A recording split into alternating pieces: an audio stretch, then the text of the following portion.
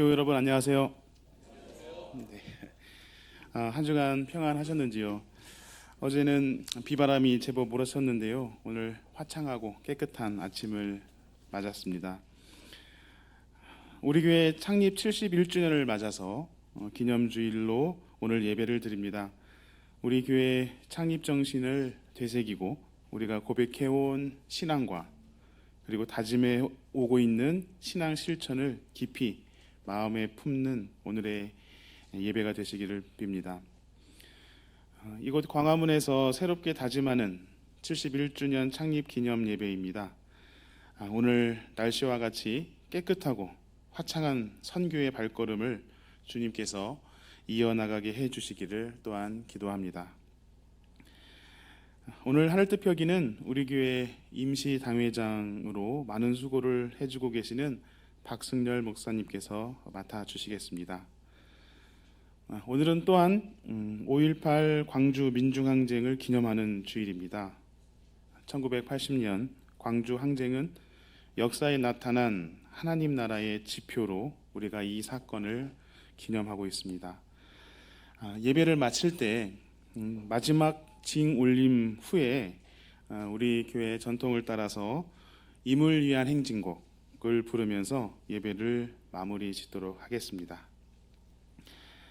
이제 우리 향림교회를 예비하시고 세우신 하나님의 영, 우리를 통해 이루실 하나님의 나라, 그리고 우리를 끝까지 사랑하시는 하나님의 마음을 느끼며 징울림의 마음을 모아 예배를 드립시다.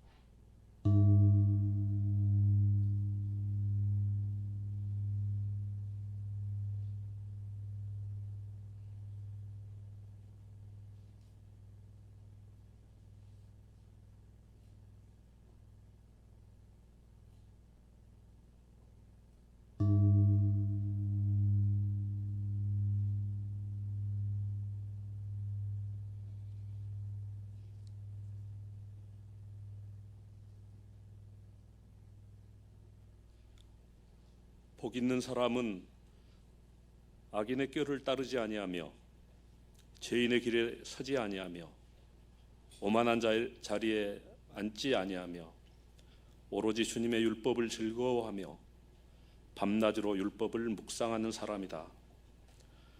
그는 시냇가에 심은 나무가 철따라 열매를 맺으며 그 잎이 시들지 아니함 같이 하는 일마다 잘 될 것이다.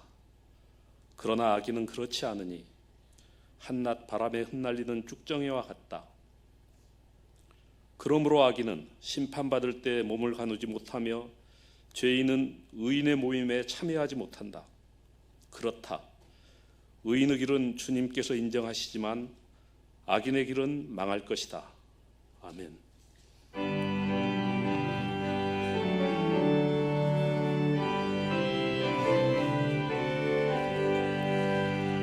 내 주의 나라와 주 계신 성전과 피 흘려 사신 교회를 늘 사랑합니다. 내 주의 교회는 장성과 같아서 눈동자 같이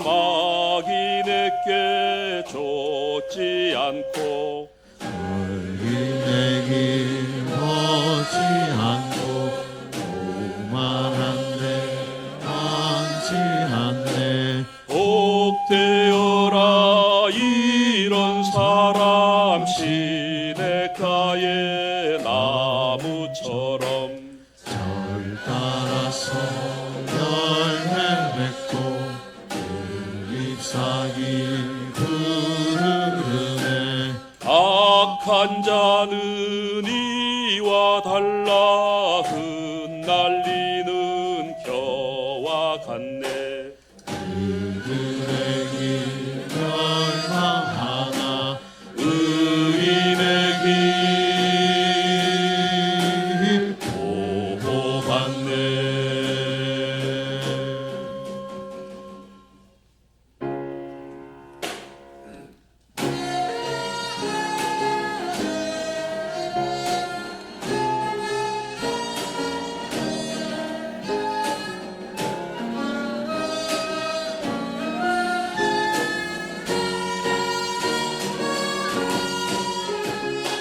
성부 성자 성령 영원히 영광 받으소서. 태초부터 지금까지 영광 영광 아멘.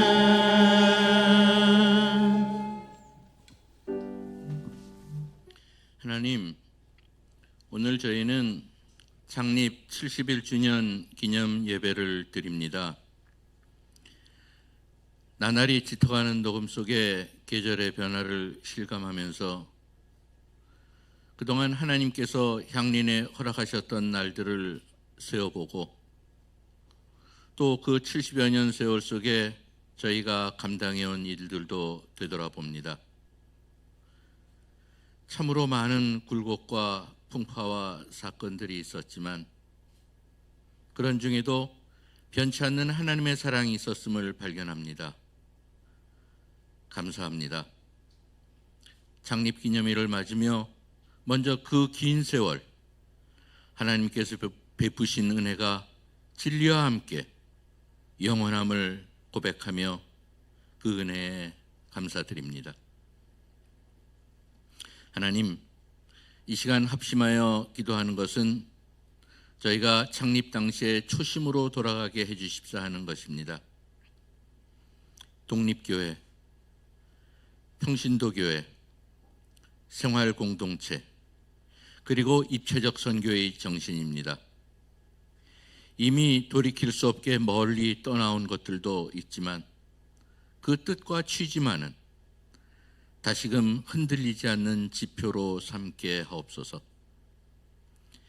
세상사에 지쳐서 낙심해서 또는 이제 쉬고 싶어서 흔들릴 때일수록 창립의 선각자들이 걸었던 평신도 교회와 입체적 선교의 정신을 다시 한번 기억하고 우리 자세를 가다듬게 하옵소서. 또 오늘 저희가 함께 기도합니다. 70여 년 전 30대 청년들이 청년 예수의 공동체를 형성했듯 저희도 청년 예수의 기치를 드는 데 주저함이 없게 하옵소서. 저희가 기꺼이 그 깃발을 들겠습니다. 그리하여 그 기치가 의미하는 사회선교, 통일선교, 그리고 21세기에도 여전히 이 땅에 위한 민중신학의 정신 아래 당신의 나라를 이 땅에 이루는 데에 겨자씨만큼이라도 기여하는 저희가 되게 하옵소서. 하나님, 돌이켜보면 저희가 자랑스러워하는 향기로운 이웃이라는 저희 이름이 사실은 남산 창립 터전에 먼저 있던 고아원 이름이었다는 사실을 알고 있습니다. 저희가 세상에도 빚을 진 셈입니다. 어찌 그것뿐이겠습니까? 지금 다시 생각해보면 그 모든 향린의 역사와 그동안 감당해온 선교사역은 저희가 잘나서 혹은 저희가 궁리에서 만들어간 일이 아니라 사실은 저희로 하여금 당신의 사명을 감당하도록 하나님께서 격려하고 부추기신 결과임을 새삼 깨닫습니다. 그것이 다 하나님의 은혜임을 고백하며 다시 한번 감사드립니다. 하나님, 이 광화문 시대를 허락하신 것도 은혜의 결과임을 누가 부인하겠습니까? 새 부지를 허락하시고 곡절은 많았으나 교우들이 합심하여 건축 작업을 진행해 1년 전 이 새 예배당에 들어왔습니다. 그러나 아직 저희가 헌당식을 드리지 못했습니다. 이제는 새 목사님을 모시고 창립 정신을 다시 다지며 그리고 새로운 선교 과제도 마음에 새기면서 감사의 예식을 올리는 기회를 저희에게 허락하옵소서. 솔로몬이 예루살렘 성전을 지은 뒤 하나님이 결코 사람이 지은 집에 계실 수 없는, 제한할 수 없는 분인 줄 알지만 그럼에도 불구하고 그 집을 하나님께 봉헌한 것처럼 저희도 이 집을 우리의 편협한 생각을 벗는 집, 하나님의 선교를 위한 기지로 드리게 하옵소서. 오늘 오후에 진행하는 토론회는 이 새 예배당을 어떻게 선교의 도구로 잘 활용할 수 있을지 궁리하는 자리입니다. 하나님의 지혜로 그 순서를 채워주옵소서. 하나님, 지금 이 세상이 캄캄합니다. 이리저리 둘러보아도 세상엔 빛이 보이지 않습니다. 비유가 아니라 2024년 오늘의 현실이 그렇습니다. 이 불통의 세상에 당신의 복음이 흐르는 날을 저희가 이 광화문 시대에 준비하게 하옵소서. 이 오만의 정치에 당신의 채찍의 두려움을 아는 날이 속히 오기를 기도합니다. 또 이 편의주의와 한탕주의의 사악한 마음들이 아무렇지도 않게 통용되는 날들이 이제는 끝장을 볼 수 있도록 변혁의 기운이 준비되게 하옵소서. 저희를 그 모든 일에 도구로 써주옵소서. 이제 저희의 입을 닫고 마음을 비웁니다. 저희 가난한 심령에 성령으로 함께 하셔서 저희의 감사를 받으시고 간구를 들으시며 이 예배를 주관하옵소서.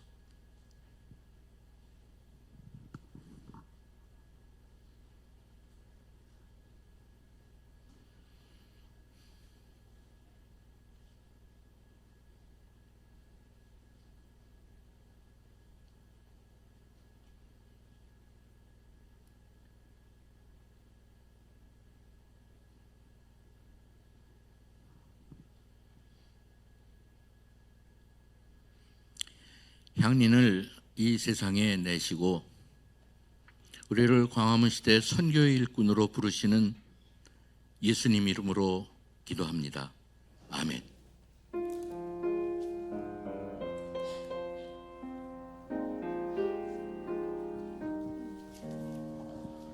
하늘에 계신 우리 아버지여,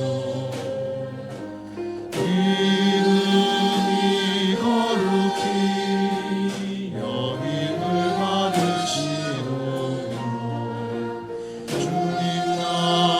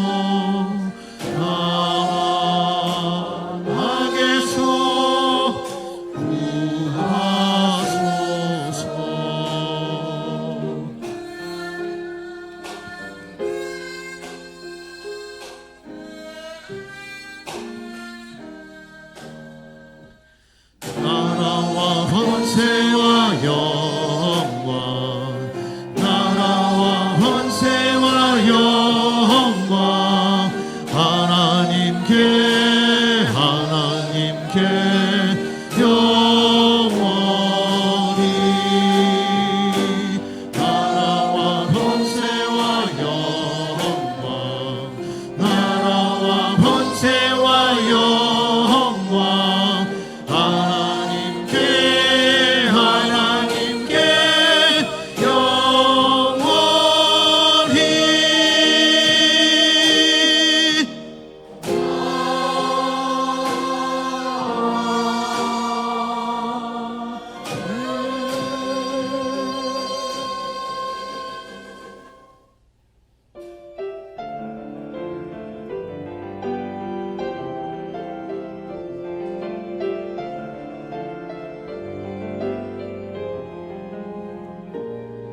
기쁨이 넘친 교회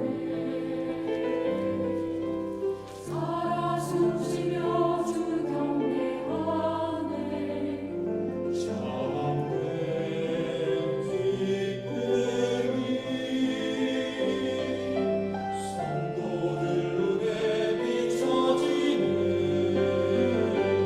주를 높여 찬양해 진실하게 축하해 기쁨이 넘치네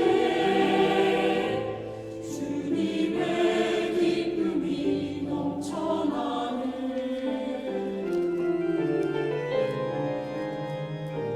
참된 소망이 살아 숨쉬는 교회에 있네 참된 소망이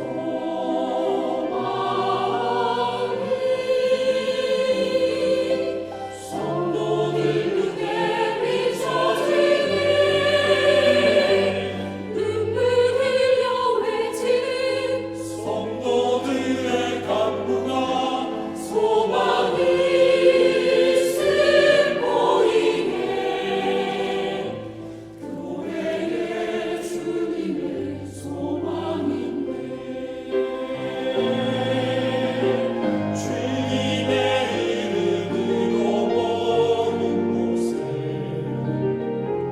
주의 사랑 보이네 성도들 교제하는 거룩한 곳 주님의 자비로 구별되게 하소서 평화 넘쳐나게 하소서 영원한 사랑이 넘친 교회 살아 숨쉬며 주 경배하네 크신 사랑이 성도들 눈에 비춰지네 주를 알지 못하는 모든 사람 구원할 사랑의 교회라 주님의 사랑이 주님의 소망이 주님의 기쁨 나는 넘치네 교회에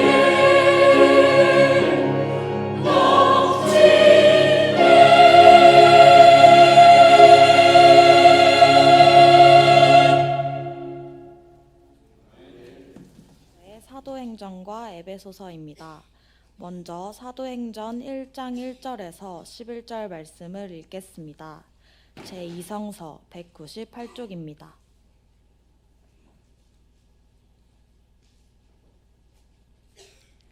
데오빌로님, 나는 첫 번째 책에서 예수께서 행하시고 가르치신 모든 일을 다루었습니다.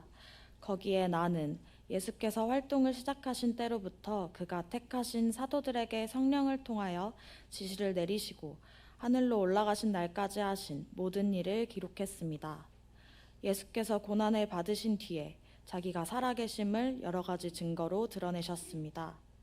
그는 40일 동안 그들에게 여러 차례 나타나시고 하나님 나라에 관한 일들을 말씀하셨습니다. 예수께서 사도들과 함께 잡수실 때에 그들에게 이렇게 분부하셨습니다. 너희는 예루살렘을 떠나지 말고 내게서 들은 아버지의 약속을 기다려라. 요한은 물로 세례를 주었으나 너희는 여러 날이 되지 않아서 성령으로 세례를 받을 것이다. 사도들이 한 자리에 모였을 때에 예수께 여쭈었다. 주님, 주님께서 이스라엘에게 나라를 되찾아 주실 때가 바로 지금입니까? 예수께서 그들에게 말씀하셨다. 때나 시기는 아버지께서 아버지의 권한으로 정하신 것이니 너희가 알 바가 아니다. 그러나 성령이 너희에게 내리시면 너희는 능력을 받고 예루살렘과 온 유대와 사마리아에서 그리고 마침내 땅끝에까지 이르러 내 증인이 될 것이다. 이 말씀을 하신 다음에 그가 그들이 보는 앞에서 들려 올라가시니 구름에 쌓여서 보이지 않게 되었다.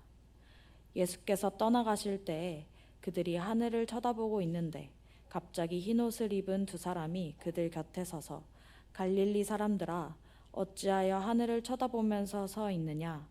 너희를 떠나서 하늘로 올라가신 이 예수는 하늘로 올라가시는 것을 너희가 본 그대로 오실 것이다 하고 말하였다. 이어서 에베소서 1장 17절에서 23절 말씀을 읽겠습니다. 제2성서 330쪽입니다.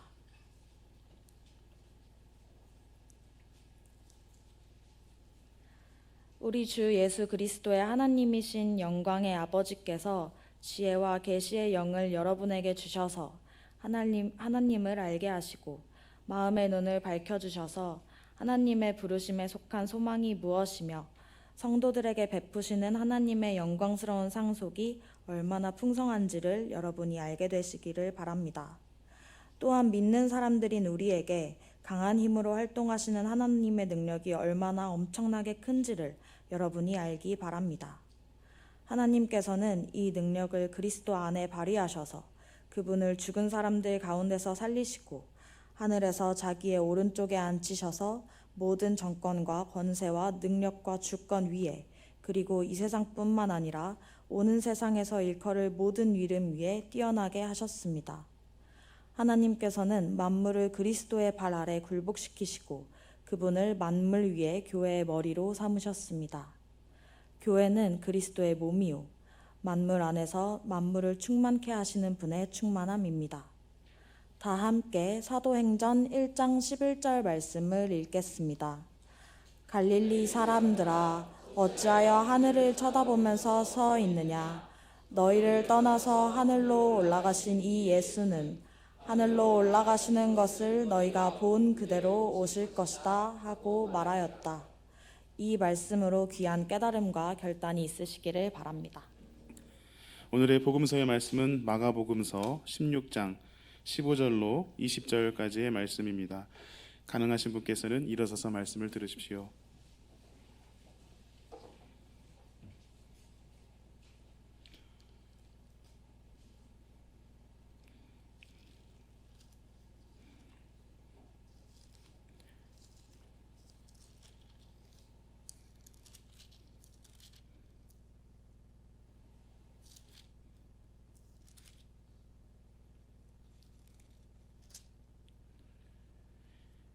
또 예수께서 그들에게 말씀하셨다.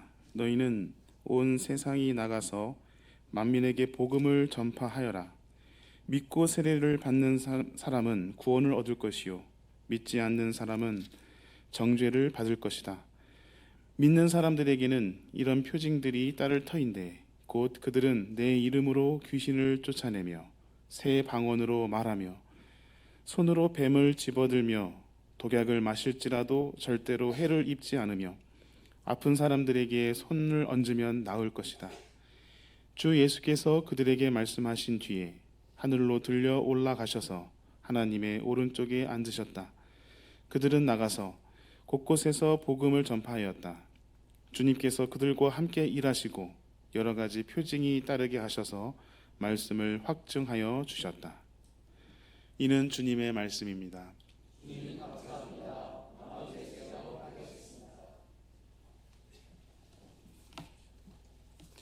여러분 반갑습니다. 오늘 향림교회 창립 71주년을 맞이해서 교우 여러분께 축하의 인사를 드립니다. 또 이 긴 시간 동안 교회를 이어올 수 있었던 것은 주님의 은혜이고 또한 교우 여러분들의 기도와 헌신의 결과라고 믿습니다. 지금까지 수고해 주신 여러분들의 그 노고를 주님께서 기억하시고 넘치는 은혜로 채워주시라고 믿습니다. 향림교회는 저에게 어떤 믿음의 뿌리이고 또한 저의 청년 시절을 빛나게 해주었던 그런 근원이라고 할 수 있습니다. 그런 예전에 향림교회를 다녔다라고 하는 인연과 지금 현재 임시당회장이라고 하는 그것 때문에 올 창립 기념주일에 이렇게 설교를 맡게 되었습니다. 설교자로 초청해 주신 것에 대해서 감사드립니다. 오늘은 창립 기념주일이자 김주목 목사님께서 말씀하셨듯이 교회력으로는 주님의 승천 주일입니다. 그래서 오늘 읽었던 본문들은 모두 주님의 승천과 관련된 말씀들입니다. 여러분들은 오늘 이 말씀을 읽으면서 어떤 구절이 여러분들에게 기억에 남겨 있습니까? 저는 사도행전 1장 11절의 말씀을 여러분들에게 함께 나누고자 적어드렸습니다.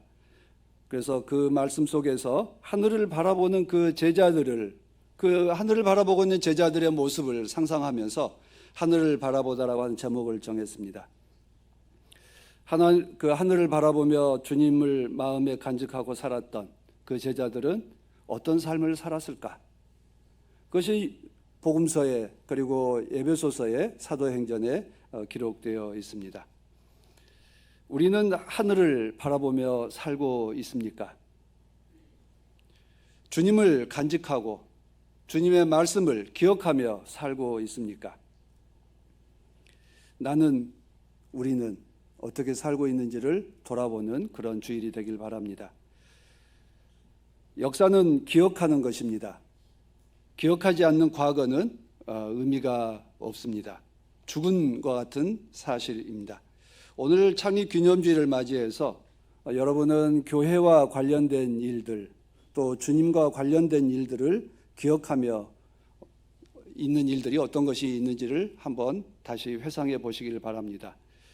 이름을 불러줘야, 과거의 일을 우리가 떠올려줘야, 과거의 일을 우리가 기억해줘야 그 일은 나에게 살아있는 일이 되고 살아있는 의미가 될 것입니다. 있다면 어떤 일들을 기억하십니까? 과거 일을 기억하다 보면 씁쓸한 일도 있고 그리고 또는 즐겁고 힘이 되는 기억들도 있을 것입니다. 그러나 과거를 기억할 때 힘이 되기도 하고 극복할 수도 있습니다. 여러분의 삶에서 교회와 주님은 어떤 의미를 차지하고 있습니까? 교회와 관련되거나 주님과 관련해서 우리의 기억에 남는 일, 그 일이 우리의 역사입니다. 히스토리, 그 이야기는 그의 이야기만 아니라 너와 나의 이야기들이 모여서 우리들의 이야기를 만들어 갑니다. 그것이 향림교회의 역사이고 우리의 역사입니다.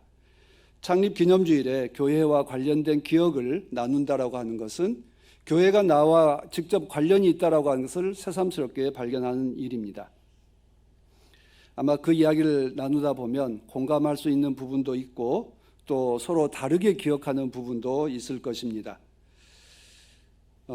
예전에는 교회에서 가장 많이 들었던 질문이 있습니다. 어떻게 해서 향림에 오셨습니까? 라고 하는 질문입니다. 지금은 어떤지 잘 모르겠습니다. 그땐 새로운 교우가 오거나 청년회에 새로운 그 회원이 오면 늘 물었습니다. 어떻게 해서 이 향림교회 오셨어요? 그 이야기를 하다 보면 내가 이 향림교회 오는 이야기도 하고 서로 이야기를 나누게 되었습니다. 그 질문에는 우리 각자의 경험이 녹아 있습니다. 보수적 교회와 보수적 신앙에서는 찾지 못했던 그 어떤 것이 있어서 우리로 하여금 향린으로 향하게 했습니다. 저도 향린 교회를 찾기 위해서 그 YWCA에 있던 그 판넬 골목을 몇 줄을 뒀었어요. 그 깊숙이 숨겨져 있어가지고 찾지를 못한 채 있던 그 곰화랑에서 차만 마시고 갔던 적이 몇 번 있습니다. 근데 여기 오니까 또 곰발바닥이라는 커피숍이 있길래 이 향림과 곰발바닥은 뭔가 관계가 있나 보다 이런 생각을 했습니다. 아무튼 왜 어떻게 향림교회 오셨습니까? 라고 하는 그 질문에는 우리들의 그 경험, 그리고 또 하나는 향림교회에 오니까 나는 답을 찾았다, 뭔가 새로운 것이 있다라고 하는 그 자부심이 담겨 있는 질문이자 또 스스로의 답이었다고 믿습니다. 이런 자부심은 우리들이 그냥 만든 게 아니라 우리의 선배들에게 물려받았습니다. 안병무 선생님과 홍창희 장로님, 그리고 비롯해서 여러 신앙의 선배들이 품었던 그 문제의식이 대를 거듭해서 우리들에게 흘러왔습니다. 설립 초기에 전쟁의 아픔과 치유라고 하는 이 시대의 요구에 대한 응답이 저는 향린이었다고 생각합니다. 우리 기장 서울로의 안에도 1953년도에 창립된 교회들이 여럿 있습니다. 전쟁의 포화가 멈췄을 때 서울에 돌아와서 교회를 세웠습니다. 동족 상잔인 한국 전쟁 속에서 세상은 무너졌습니다. 질서가 무너지고 그 누구도 나에게 도움이 될 수 없는 그 절박한 상황에서 우리 선배들은 교회를 세웠습니다. 그런데 같은 시대, 같은 상처, 같은 고통, 같은 하늘을 바라보았지만 향리는 다른 길을 갔습니다. 저는 왜 달랐을까? 왜 우리 기장 안에도 1953년도에 세워진 교회들이 여럿 있지만 향리는 왜 달랐을까? 왜 독특했을까? 하나님의 다른 모습, 하나님을 찾는 그 질문이 달랐습니다. 우리의 선배들은 낡은 교회를 반복하지 않겠다, 기성교회를 닮지 않겠다, 우리는 새로운 교회를, 새로운 믿음의 공동체를 만들겠다라고 다짐했던 그 신앙의 선배들의 그 의지가 새로운 교회를 만들어냈습니다. 그리고 그 기성교회를 닮지 않겠다라고 하는 그 문제의식에 공감하는 많은 젊은 신앙인들이 향린을 찾아왔습니다. 그래서 처음에는 작은 공동체로 시작했지만 더 많은 분들이 교회에 모였고 그것이 또 오히려 독이 돼서 또 기성교회를 닮아가고 있는 또 측면도 생겨났습니다. 아마 우리가 기성교회를 반복하지 않겠다고 하는 그 문제의식을 계속 간직하지 않는다면 우리는 부지불식간에 기성교회를 닮아가게 될 것입니다. 그런 역사 과정을 거쳤기 때문에 우리는 늘 묻습니다. 어떻게 해서 향림교회에 오셨습니까? 창립 71주년을 맞는 오늘도 우리는 이 질문 앞에 서 있습니다. 여러분들은 어떻게 해서 향린에 오셨습니까? 그리고 오셔서 그 질문에 대한 답을 찾았습니까? 또 찾고 있습니까? 향린의 역사에서 또 다른 큰 전환점은 홍구수 목사님 시절이었다고 생각합니다. 홍 목사님에 대한 평가도 다를 것이고 호불호도 다를 것입니다. 그럼에도 홍 목사님 시절을 거치면서 향림교회는 오늘의 모습을 띠게 되었습니다. 그런 점에서 향린의 역사에서 가장 큰 전환점은 바로 홍 목사님의 부임이었고 그 부임을 추진하셨던 우리 신앙의 선배들의 결단이었다고 저는 생각합니다. 홍 목사님께서 부임하시던 1980년대 후반은 우리가 잘 아는 것처럼 민주주의와 통일에 대한 열망이 뜨거운 시대였습니다. 그런데 한번 생각해 보십시오. 같은 시대를 살고 있고 같은 하늘을 바라보는 수많은 교회들이 있습니다.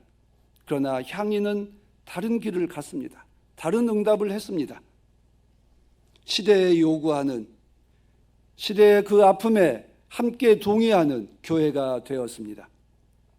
저는 그때를 돌아보면서 당시 우리 그 교회의 비상대책위원회와 또 중장년층 선배님들에 대해서 참 용감했다. 참 그분들이 그 중심을 지켜주었으니까 오늘의 이 전환점이 마련되었다라고 생각합니다.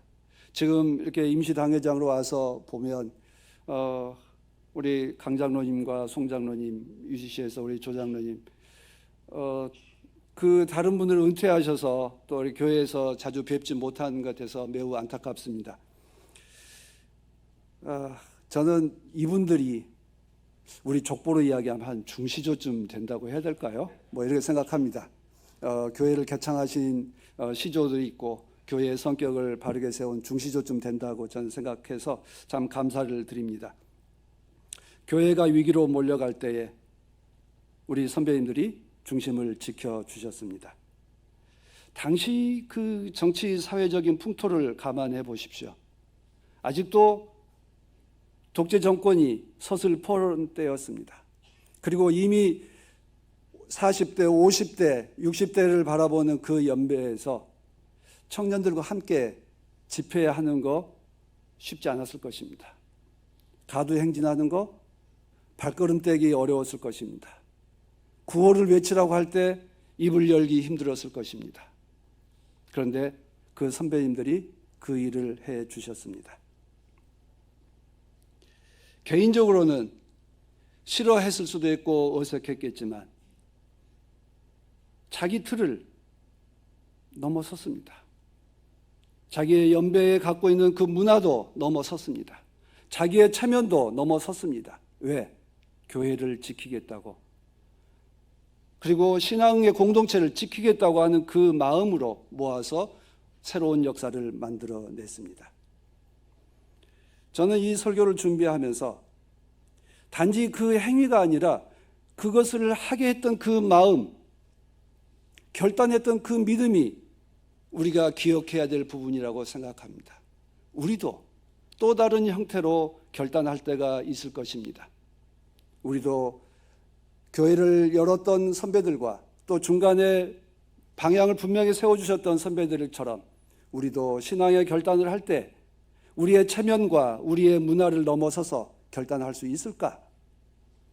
그 물음이 창립 71주년을 맞이해서 우리에게 남겨져야 된다고 생각합니다. 향림교회를 시작했을 때나 중간에 방향을 정리했을 때나 모두 시대의 아픔에 응답하시는 하나님을 바라본 그 결론입니다. 이것이 제가 기억하고 평가하는 향린의 이야기입니다.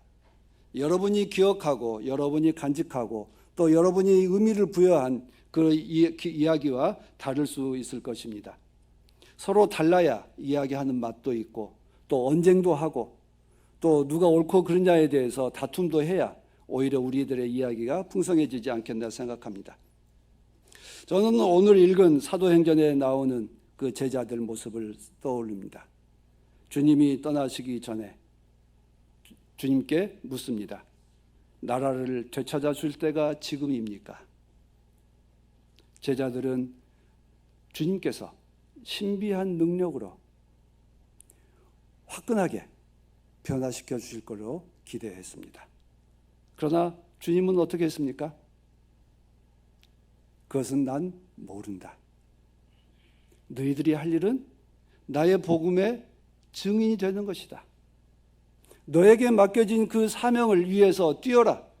그 일 위에는 우리에게 어떤 것도 해주시지 않았습니다. 주님의 증인이 되라고 하는 주님의 말씀을 우리는 기억합니다. 그리고 하늘로 올라가셨습니다. 주님이 하늘로 올라갔다는 것은 어떤 우주선을 탔다, 권두운을 탔다, 어떤 양탄자를 탔다는 것이 아닙니다. 주님이 떠났다는 것입니다.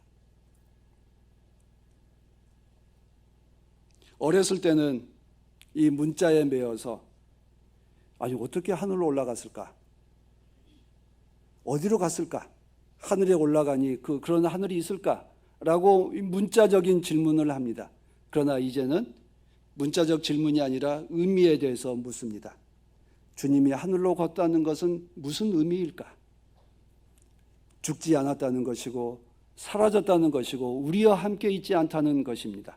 그러나 주님은 하늘에 신의 영역에서 하나님이 되셨고 하나님 우편에 앉아 계셔서 최후의 심판자가 되셨다. 그리고 존귀한 자가 되셨다라고 하는 고백입니다. 내가 알고 있고 나를 알고 있는 주님께서 하늘에 하나님이 되셨고 최후의 심판자가 되셨으니 우리는 얼마나 든든한 뒷배경을 갖고 있느냐에 대한 그 고백이고 자부심입니다. 흔히 말해서 소위 백을 갖게 되었다라고 하는 것입니다. 사도신조에 보면 승천과 관련된 구절들이 있습니다. 하늘에 오르사 전능하신 하나님 우편에 앉아 계시다가 저리로서 산자와 죽은 자를 심판하러 오시리라 라고 하는 구절입니다. 우리는 사도신조를 고백할 때마다 낡은 시대의 기도문이라고 생각하는 사람들도 있습니다.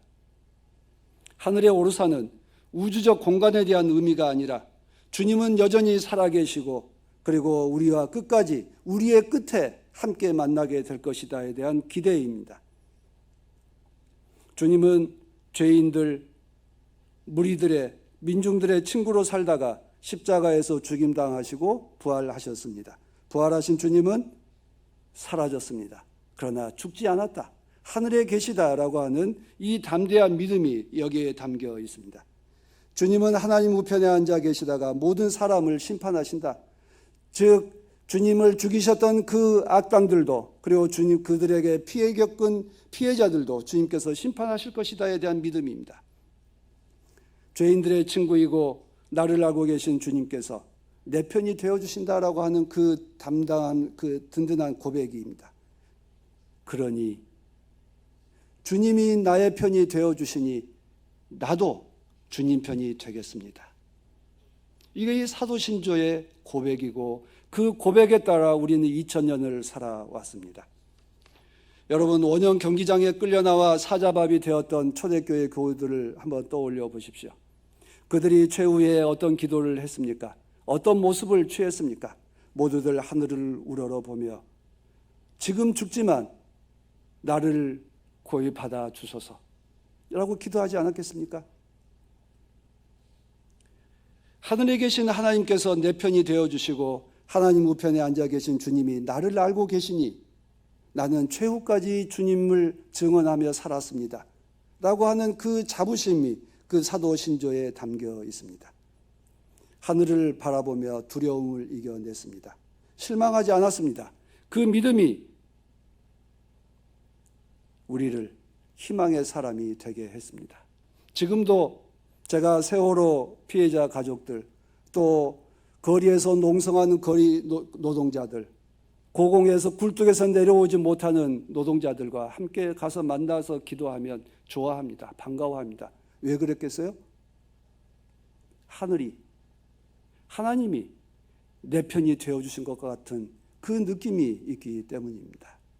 그래서 저는 향림교회가 고통받는 이웃들과 함께 손잡고 함께 걸어가는 것이야말로 하나님을 보여주는 것이고 하나님의 음성을 들려주는 일이라고 저는 믿습니다. 그런데 그것을 우리는 처음부터 깨달았습니까? 그렇지 않습니다. 처음에는 죽임당할 때 하나님을 원망하기도 했을 것이고 왜 우리는 이런 고통을 겪어야 됩니까? 라고 하는 한탄이 우리들에 있었습니다. 그런데 사도행전 1장 11절 말씀에 보면 갈릴리 사람들아 어찌하여 하늘을 쳐다보면서 서 있느냐라고 말씀합니다. 그때 서 있을 때 제자들은 어떤 생각이었겠습니까? 허망함? 앞으로 어떻게 살아야 되지? 암담함? 이런 것 때문에 눈을 떼지 못했을 것입니다. 그런데 천사들은 말합니다. 왜 여기 서 있느냐? 여기 서 있다라고 하는 동사를 보면 멈춰 있다, 붙잡혀 있다라고 하는 그런 의미의 동사입니다. 왜 하늘을 쳐다보고 있느냐가 본동사가 아니고요. 왜 서 있느냐가 본동사입니다. 그럼 다시 이 말씀을 보면 너희들은 왜 하늘을 보고 멈춰 있느냐? 왜 여기에 붙잡혀 있느냐? 하는 것입니다. 그 다음은 뭐겠어요? 가라!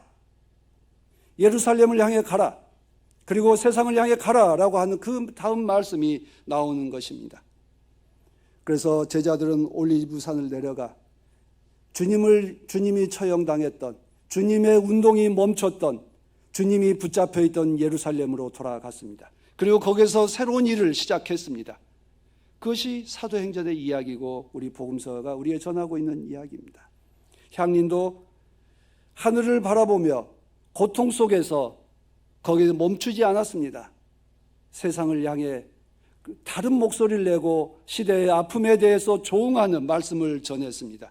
그래서 향리는 지금까지 70년의 역사를 지켜올 수 있었습니다. 하늘을 바라보지만 멈춰서지 않는 믿음의 공동체가 되었습니다. 마가복음 16장 9절 이하의 말씀은 해석이 분분합니다. 여러분 성경책 각 줄을 한번 보시면 16장 8절까지가 고대 사본에 보편적으로 있고요. 9절 이하의 본문 말씀은 2세기에 나와 있는 사본들에만 있습니다. 즉 그래서 9장 이하는 설교 본문에 잘 채택하지 않습니다. 왜냐하면 후대에 삽입된 구절이라고 생각해서 그렇습니다. 내용을 보시면 또 황당하죠. 손으로 뱀을 집어들고 독약을 마실지라도 절대로 해를 입지 않을 것이다 라고 하는 말씀입니다. 여러분들은 이 말씀을 읽을 때마다 황당하다라고 생각을 하지 않습니까? 이것을 문자대로 믿는 것이 정말 잘 믿은 것일까? 그러면 여러분 가서 독사를 한번 손으로 집어보십시오. 독약을 한번 마셔보십시오. 과연 될 수 있는지.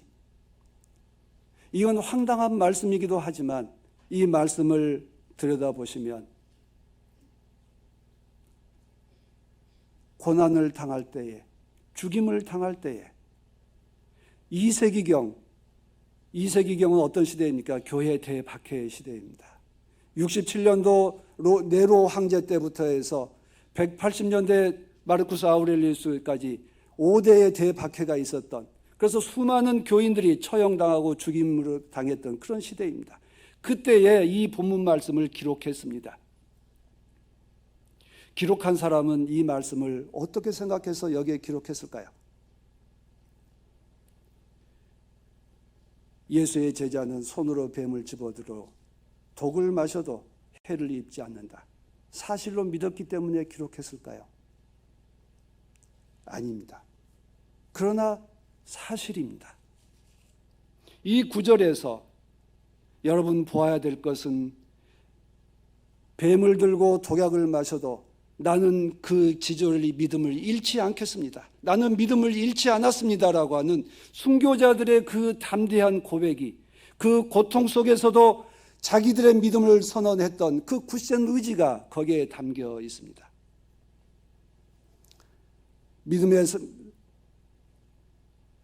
믿음대로 살다가, 하나님의 말씀을 증언하며 살다가, 주님의 말씀대로 증인으로 살다가 순교당할 때 하나님 우편에 앉아 계신 주님께서 나를 지켜주실 것이다. 나를 알아봐 주실 것이다. 그러니 나는 뱀을 들어도 독약을 마셔도 나는 해를 입지 않습니다라고 하는 담대한 믿음을 고백할 수 있었습니다. 로마 군대의 협박에 굴복했다면 이런 구절은 감히 쓸 수 없었을 것입니다. 그들은 마가복음 기록자는 그 협박에 굴복하지 않았기 때문에, 믿음을 포기하지 않았기 때문에 자신 있게 고백했습니다. 그리고 이 구절을 적은 것은 박해 시대의 죽음의 공포에 떨고 있는 교우들에게 위로와 용기를 주셨던 말씀입니다. 그리고 후대에 오늘 우리들에게 이 말씀이 들려질 때 여러분 어떻게 들으십니까? 여러분들이 복음의 증인으로 살고 여러분이 예수를 믿는다고 고백한다, 나의 주인이라고 고백하며 살아갈 때 손해를 보더라도 하나님께서 갚아주실 것이다. 하나님께서 너를 알아봐 주실 것이다 라고 하는 그 약속의 말씀입니다. 오늘 우리는 손해보는 것을 알면서도 주님을 위해 뱀을 손으로 들고 독약을 마실 수 있습니까? 자기의 한계를 넘어설 수 있습니까? 여러분들은 그 두려움을 넘어설고 있습니까? 우리 향림교회 70년 역사를 돌아보면 자기가 손해본 것을 알면서도 자기의 한계를 뛰어넘었던 그 선배들이 있었기에 오늘 우리는 이 교회에서 믿음을 서로 나누고 서로 권면하며 살아갈 수 있습니다. 이제 광화문 새 시대, 2000년대라고 하는 새로운 시대는 과거와 달라져 있습니다. 과거와 다른 시대에 우리는 또 다른 일을 감당해야 합니다. 때로는 손해보는 일들도 있을 것입니다. 또 때로는 손해를 봐야 교회가 부흥하고 흥왕할 수 있습니다. 우리는 손해보는 일을 감대할 수 있을까? 손해보는 일을 감대하겠다라고 결단할 때 우리는 새로운 교회를, 새로운 역사를 만들어 갈 수 있게 될 것입니다. 지금 새로운 시대는 더 넓은 민주주의를 요구합니다. 더 많은 인권을 요구합니다. 이제는 성별과 나이와 계급과 계층과 심지어 성별 지향성적 지향성이 다 다르다 할지라도 우리는 모두 다 하나님의 자녀라고 한 점에서 서로 존중하기를 요구하고 있고 존중받기를 원하고 있습니다. 서로의 인권을 옹호해 주기를 원하고 있습니다. 그 일에 대해서 여러분 나설 수 있겠습니까? 지금까지 여러분들이 갖고 있는 그 선입견을 깰 수 있겠습니까? 여러분이 가지고 있었던 문화의 틀을 넘어설 수 있겠습니까?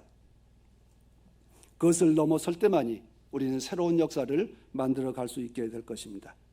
우리의 향인 선배들은 손해를 보면서도 주님의 길을, 올바른 길을 갔습니다. 우리가 지금 현재의 향인 교회가 그 증거입니다. 70년 역사를 이어온 동안 향인의 지도자들과 교우들은 그 복음의 자유를 지키는 일에 자기의 체면과 자기의 한계를 넘어섰습니다. 향인의 역사를 돌아보면 뱀을 들고 독약을 마셔야 할 때도 있었습니다. 그러나 보십시오. 해를 입은 것이 있습니까? 넘어섰습니다. 새로운 역사를 만들어냈습니다. 오늘 이어받은 새로운 시대에 무엇을 할 수 있겠습니까?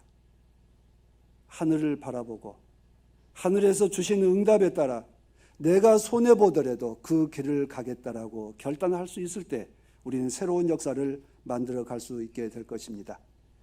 그래서 우리는 하늘은 멀어서 하늘이기도 하고 또 하늘은 제한이 없어서 우리의 가슴 속에 품고 살기도 합니다. 그 하늘을 여러분 바라보십시오. 하늘이 주는 응답에 답하고 거기에 순종하십시오. 그래서 아마 우리 그리스도인들은 언제나 희망의 사람이라고 말하지 않나 싶습니다. 그리스도인들은 언제나 절대 희망을 품고 살아가는 사람들입니다. 지금 힘들어도, 지금 어려워도 내일은 우리의 인생의 말 끝에 하나님께서 나를 알아봐 주시고 나를 칭찬해 주실 것입니다. 저는 그 믿음으로 담대하게 살아가기를 원합니다.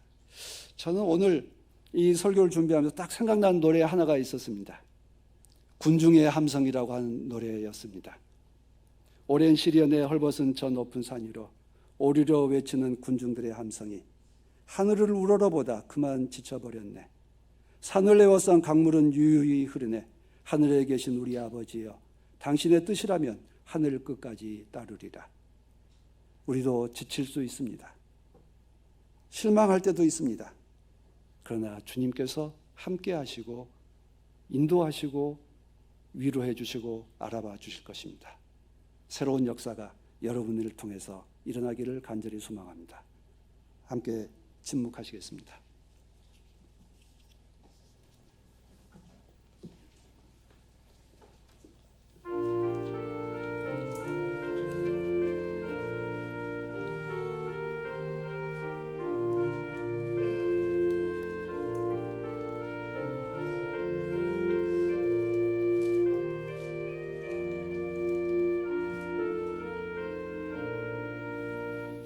주님의 마음을 본받아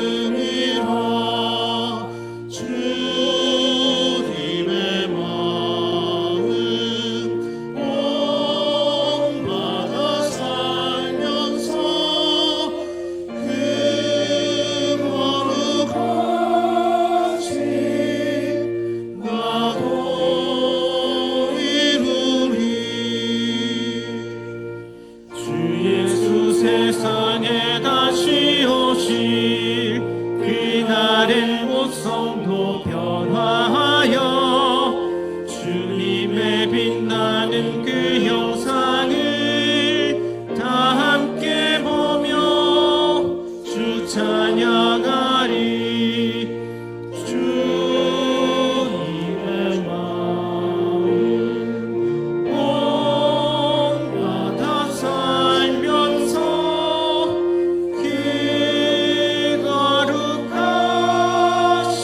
기거룩하심 나도 이루리.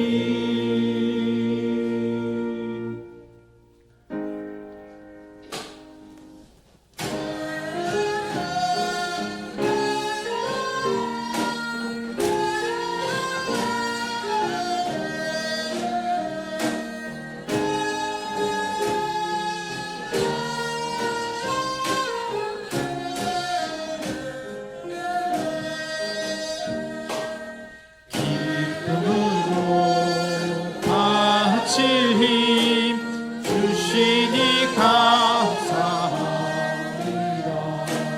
모든 것 하나님 주신 것 기꺼이 받으소서.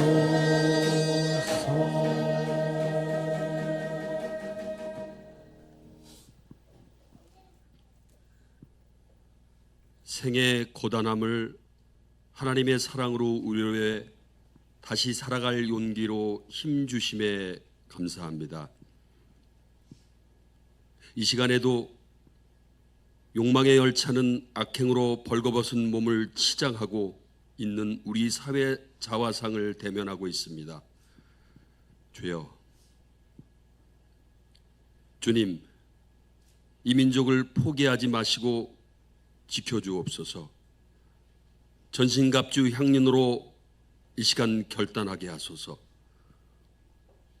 5월 푸른 하늘과 바람 풀잎의 작은 생명처럼 이른 아침 정성스러운 먹거리로 준비해 주신 손길들, 예배와 말씀과 하나님 뜻으로 애써 주시는 교사와 목사님들, 예황과 성가대의 찬미, 보이지 않는 여러 수고와 스태프들에게 감사합니다.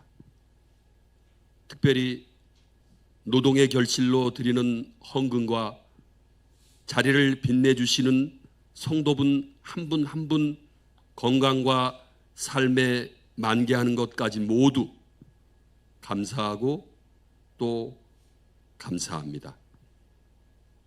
이 시간 작은 믿음 다시 모아 새로 심는 향린의 심장박동이 교회 문턱을 낮추고 더 낮춰서 국민들 속으로 먼저 손길을 내미는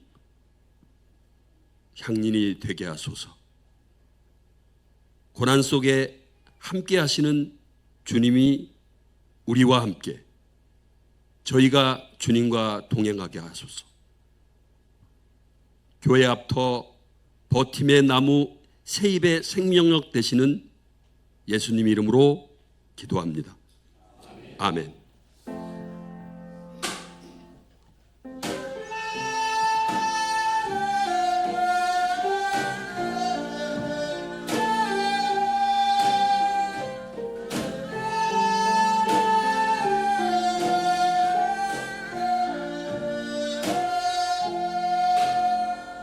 주님 사랑 없는 우리 교회는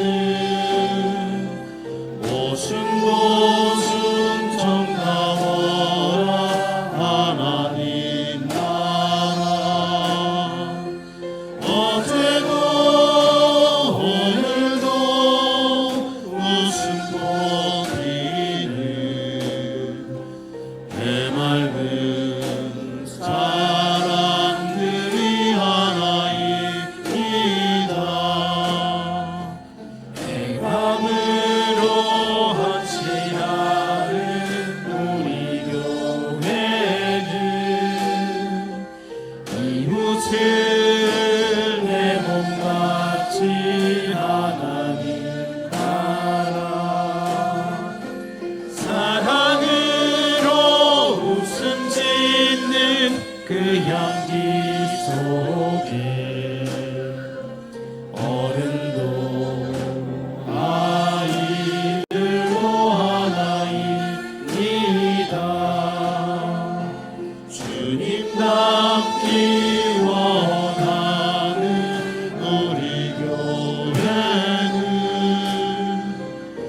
좁은 길 따라가는 하나님 나라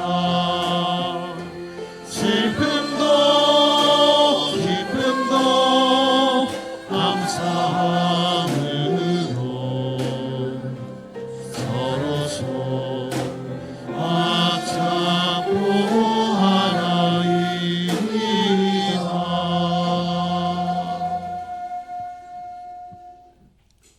편안히 가십시오. 자유인으로 사십시오. 하늘에 계신 주님을 바라보며 희망의 사람으로 살아가십시오. 우는 사람들과 함께 울고 기뻐하는 사람들과 함께 기뻐하며 살아가십시오. 하늘에 계신 주님도 우리와 함께 웃으며 지켜주실 것입니다. 함께 축복 기도를 나눕시다. 주 예수 그리스도의 은총과 하나님의 사랑과 성령께서 이루어 주시는 친교가 우리 가운데 영원토록 함께 있기를 주님의 이름으로 축원합니다. 아멘.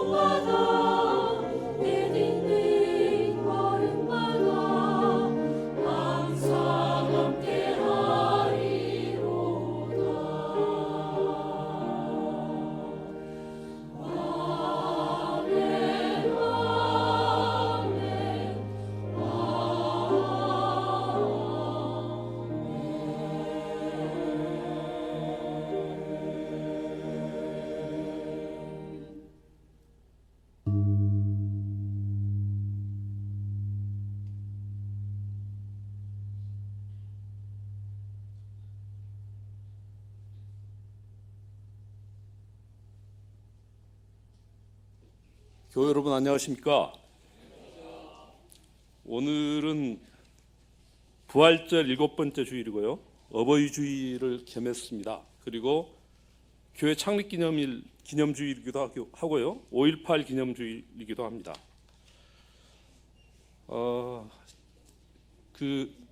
박승열 목사님께서 이제 설교 말씀에서 해주셨지만 사실은 지난 71년 향린의 깃발이 향린의 십자가가 계속 유지되는 데는 보이지 않는 선배들이 곳곳에서 자기 헌신을 하셨고 자기 희생을 하셔서 지고 오신 십자가입니다.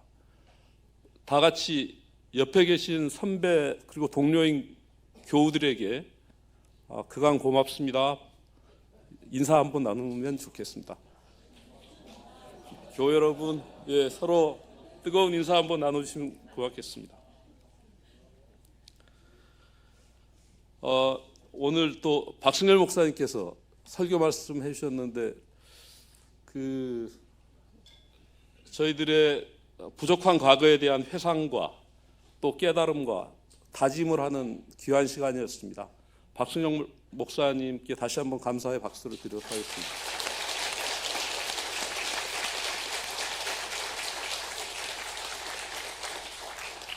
아까 예배위원 준비 모임에서 제가 박승열 목사님께 다시 한번 확인했었는데요. 제가 86년에 향린으로 왔는데 86년에 향린에 왔을 때 박승열 목사님을 위한 무슨 기도회 또는 환영회가 있었거든요. 그런데 제가 여쭤봤더니 85년에 징역을 가셨고 그때 죄명이 학원안정법 위반이었습니다. 지금과 같으면 윤석열의 공정과 상식 위반입니다. 그 학원안정법 위반으로 징역을 가셨다가 86년에 석방돼서 나오셔서 아마 석방 환영대회를 우리가 그날 했었던 것으로 기억합니다. 그리고 하여튼 교회가 어려울 때 임시당회장으로 오셔서 향린의 역사를 아시고 또 아픔을 아시니까 잘 보듬고 그 교회를 잘 이끌어주고 계십니다. 다시 한번 감사의 말씀을 드립니다. 오늘 방문하신 분들을 소개시켜드리겠습니다. 우선 김은정님께서 여행 중에 방문하셨는데 혹시 자리에 계신가요? 반갑습니다. 환영합니다.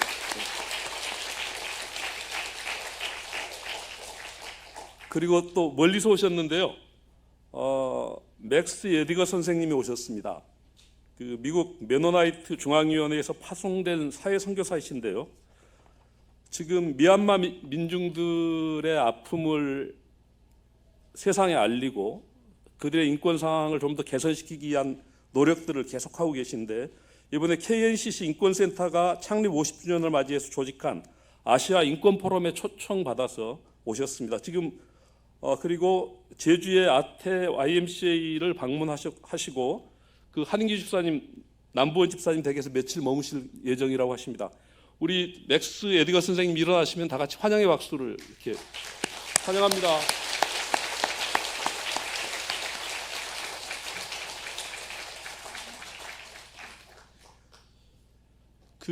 저희들이 이제 거의 매 주말마다 팔레스타인 문제와 관련돼서 깊은 안타까움을 가지고 이렇게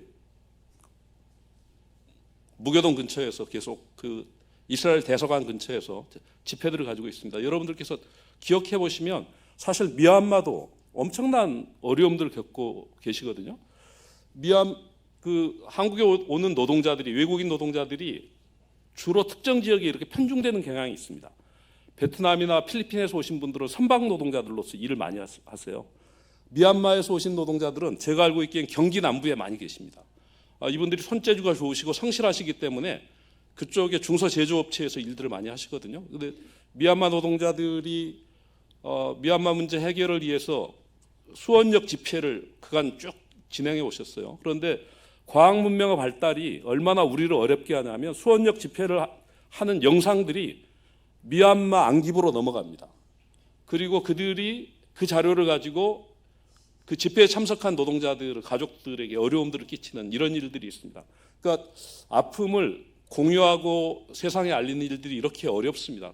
여러분들께서도 미얀마의 문제에 대해서도 역시 같은 심정으로 기도해 주시면 고맙겠습니다. 교회 일정 쭉 살펴보겠습니다. 국악찬송가 재발견위원회 회의 있고요. 청년여신도의 원래가 예배 직후 담임 목사실에서, 희년여신도 원래가 식사 직후 옥상 정원 5층에서, 옥상 정원이 이렇게 사용됩니다. 희남 원래가 오후 1시 식사 후에 향후실에서, 청년 남신도 원래가 예배 직후 4층 복도 소파에서 교회 공간들이 잘 이용되고 있군요. 네, 그렇습니다.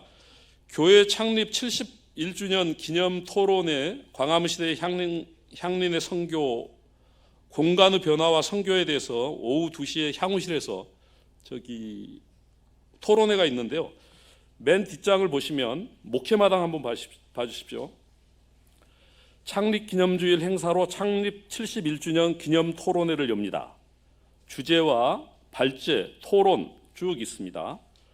간단하게 두 줄씩만 읽겠습니다. 지난해 6월 입당 예배를 드린 지 1년이 되어가면서 광화문 지역에 우리 교회가 자리 잡은 의미를 교회 차원에서 집중적으로 살펴볼 필요가 있지 않을까 싶어서 기획했고요. 교우들께서 많이 참석하셔서 우리 교회의 현황과 문제점, 대안에 관한 이야기를 듣고 나누시면서 공간적 의미에서 광화문 시대를 생각하고 미래를 조망하는 시간이 되기를 바랍니다. 라고 70주년 기념사업 준비위원회가 제안드렸습니다. 향린이 71년을 이렇게 오는 과정에 사실은 교회를 짓는 어려움도 있었습니다. 그런데 이제 교회를 짓는 어려움은 여러분들께서 다 보셨어요. 아, 저런 사람들이 좀 고생을 좀 하는구나. 건축위원회 이런 분들. 그런데 사실은 향린의 정신을 켜켜이 쌓는 일들을 이런 토론회들과 이런 것을 준비하시는 분들이 하고 계십니다. 참 귀한 토론이니까 여러분들께서 좀 많이 참석하셔서 여러분들 스스로가 가지고 계신 의견들도 적극적으로 내주셨으면 고맙겠습니다. 정기당에 있습니다.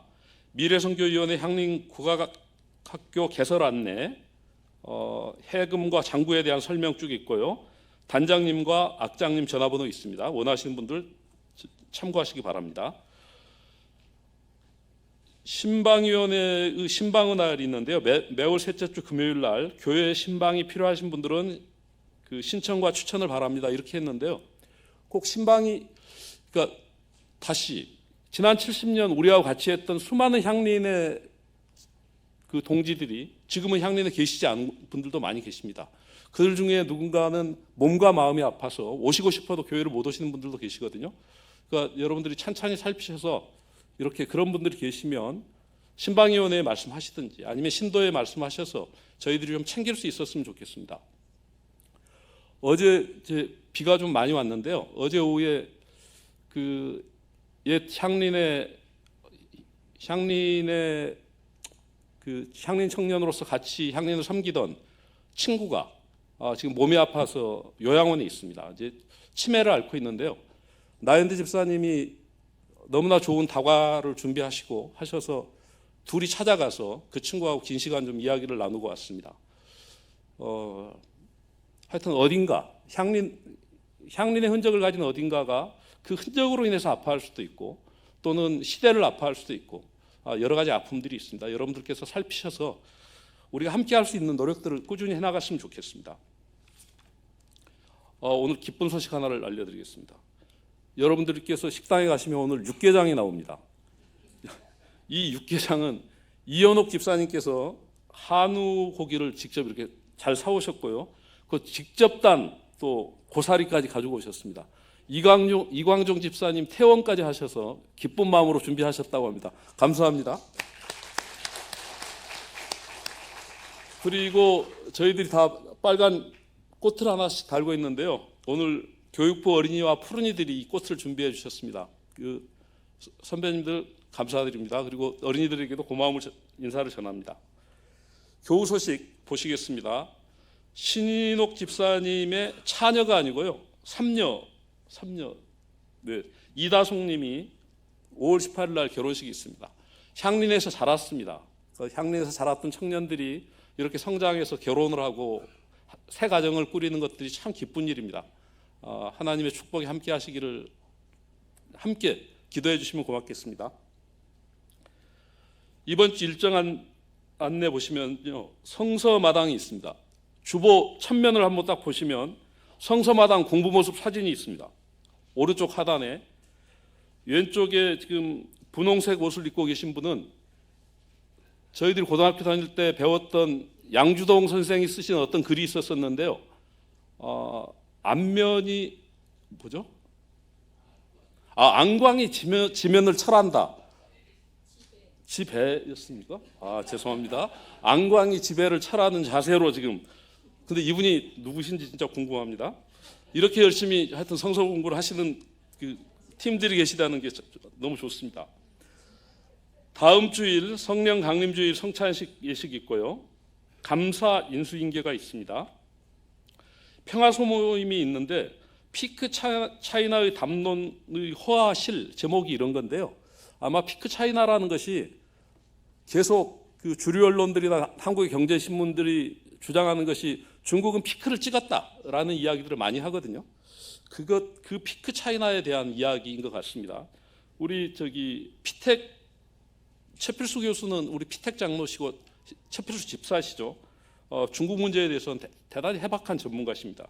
다음 주 5월 19일 오후 2시 5층 친교실에서 작년 여신도의 기도회 있고요. 성교부 신학공부 모임이 있습니다. 이번 주 성서 일과 봐주시고요. 미래선교위원회 외부 기관 지원팀 회의가 있습니다. 이 미래선교위원회 외부 기관팀은 아마 우리가 마련한 4층 공간에 외부 기관들 들어올 것들 사전에 논의하시는 건가요? 아닙니까? 혹시나 어떤 거죠? 금액 지원하는 팀. 예, 지난 공동회의에서 의결된 금액 지원하는 거 점검하는 팀들이거든요. 네, 알겠습니다.